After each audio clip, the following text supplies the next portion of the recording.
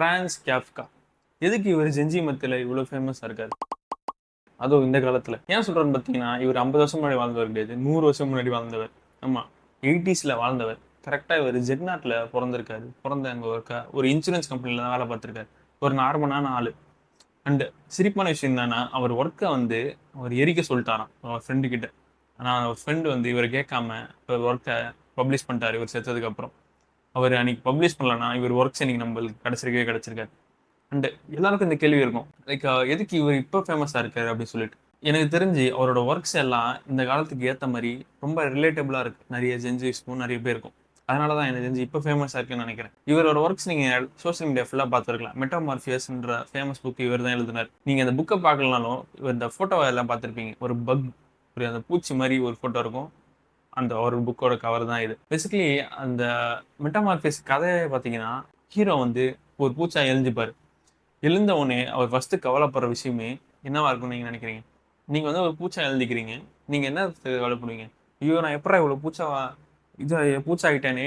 எப்படி இதுல இருந்து தப்பிக்கிறது? எப்படி நார்மலா மாறுறது? அப்படின்னு யோசிப்பீங்க. அவர் பூச்சா எழுந்த உடனே அவர் யோசிச்ச ஒரே விஷயம் வேலை. ஆமா.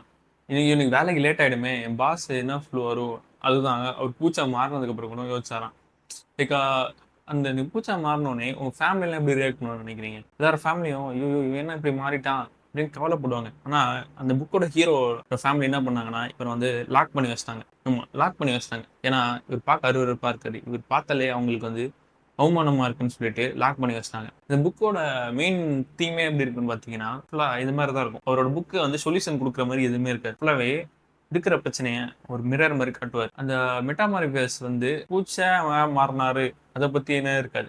பூச்சா மாறினவனே மற்றவங்க எப்படி ரியாக்ட் பண்ணாங்க அதை பத்தின புக்கா இருக்கும். அவங்க ஃபேமிலி வந்து இவரை வந்து அருவருப்பா பார்ப்பாங்க.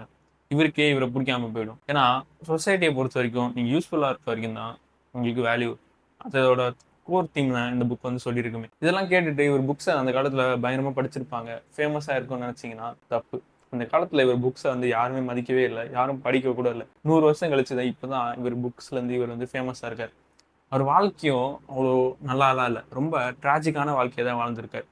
அவர் லைக் தனியாக தான் இருந்திருக்காரு கடைசி வரைக்கும்.